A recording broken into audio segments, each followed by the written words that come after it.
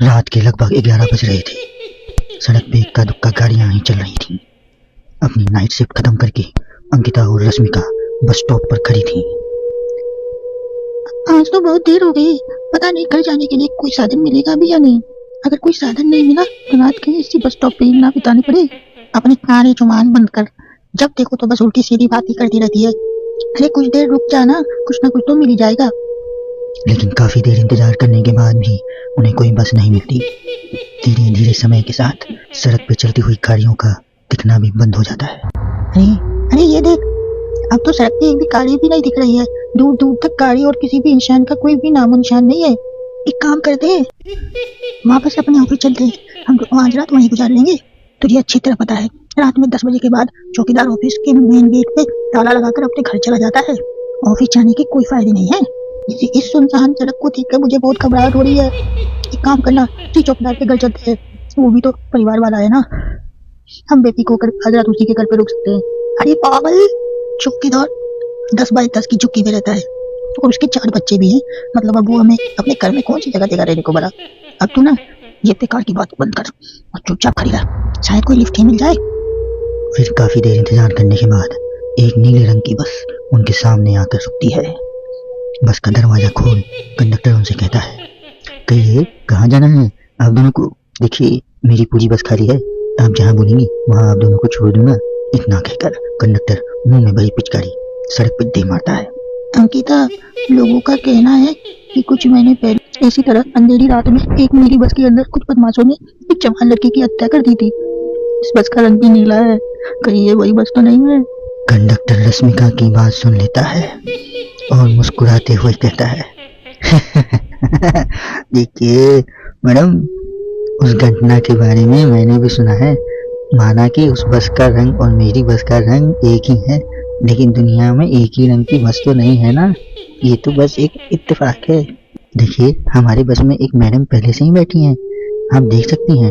अंकिता गर्दन उठा के देखती है तो बस के पीछे वाले हिस्से में एक लड़की कंबल ओढ़े बैठी हुई थी। सही बोल रहे हैं भैया, बस में पहले से एक लड़की बैठी है। चलो हम भी बैठ जाते हैं, वैसे भी बहुत देर हो गई है। अरे रुकना, रुक जाना अंकिता, मुझे बहुत डर लग रहा है।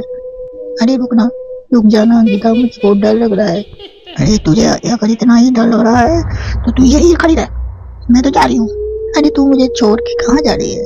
रुक, मैं भी चल रही हूँ। दोनों बस में जाकर बैठ जाते हैं।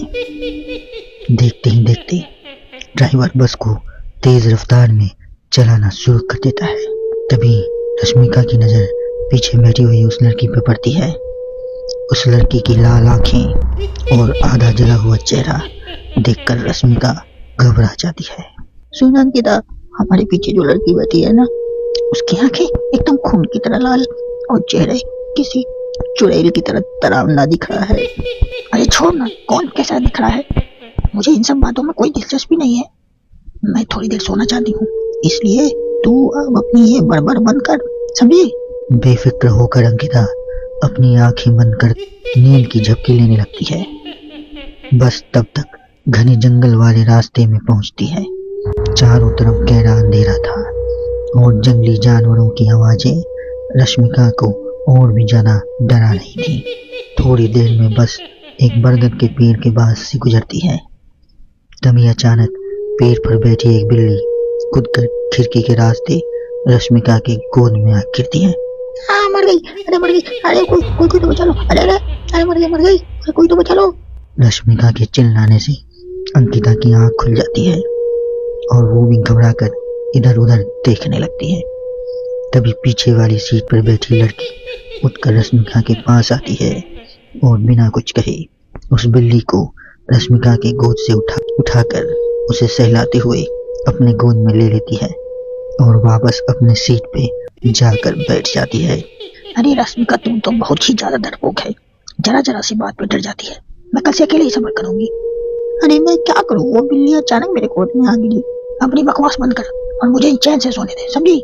इस तरह रश्मिका को डांट कर अंकिता फिर से नींद की झपकी लेने लगती है। तभी अचानक एक झटके से ब्रेक लगाकर ड्राइवर बस को रोक देता है। रश्मिका खिड़की के बाहर झांक कर देखती है तो उसे सड़क के किनारे एक काला आदमी खड़ा दिखाई देता है।